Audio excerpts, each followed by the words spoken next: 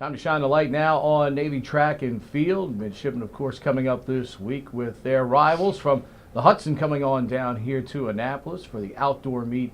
And Mike Milcarek joins us right now. First of all, for you all as competitors, the transition from indoor to outdoor, is that tough? Are there a lot of logistical things that you have to account for going from the indoor season to the outdoor season, or is it a smooth transition?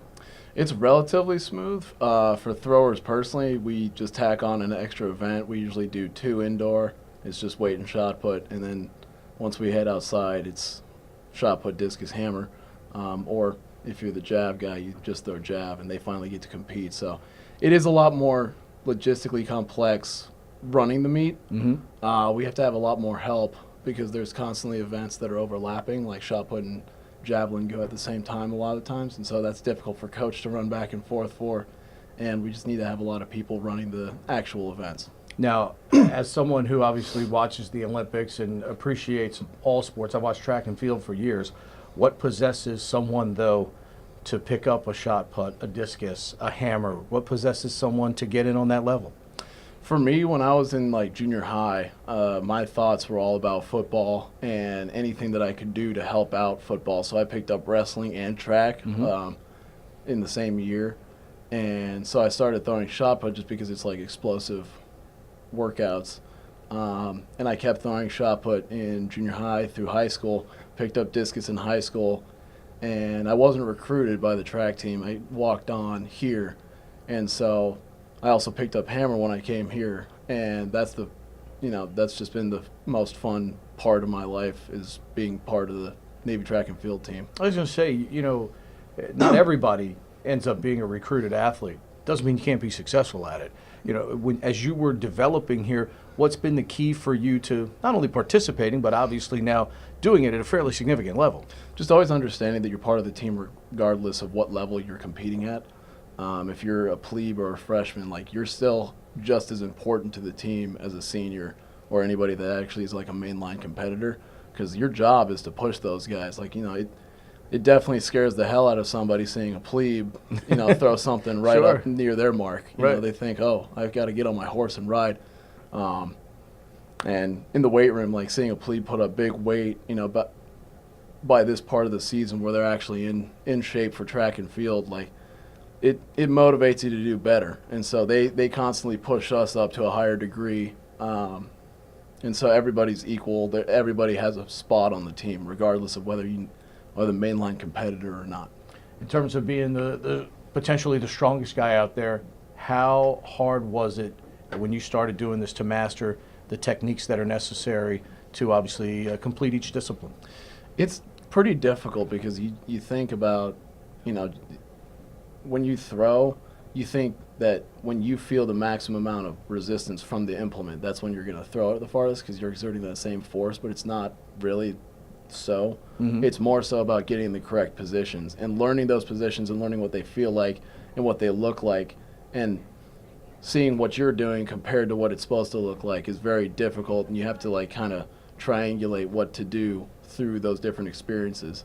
And so learning the technique is just as, if not more important than being strong. Obviously, you all will be excited, you will be focused, you will be energized for what the marquee says coming up this weekend. How do you keep those emotions, though, tempered so you can make sure that you compete at the highest level? Because clearly the marquee says it all this weekend. You know who's coming to town, and we know how bad you all want to win that. But how do you keep that enthusiasm in check to make sure that you compete at the highest level? Understanding that, like, the adrenaline is going to be pumping regardless of how you feel.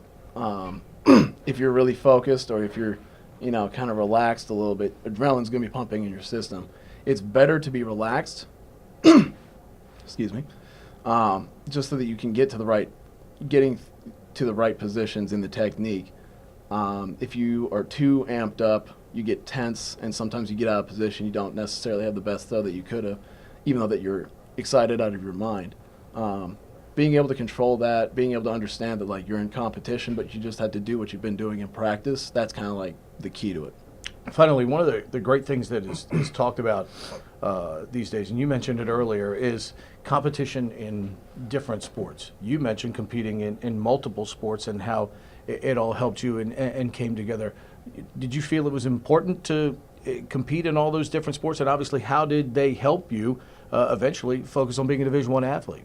I'm glad that I did the other sports because it did give me more of that team aspect than high school track. High school track is very different than college track, at least here. It's very individual in high school. I mean, I only really focused on what I did in high school. And, of course, I'd make my way over to running events just because they're exciting to watch. But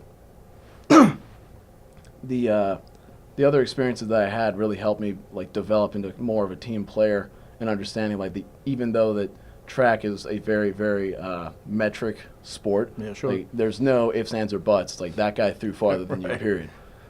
You can still influence it from an outside of the ring perspective. Like, you can get somebody hyped up while they're in the ring. You can help them out just by cheering for them.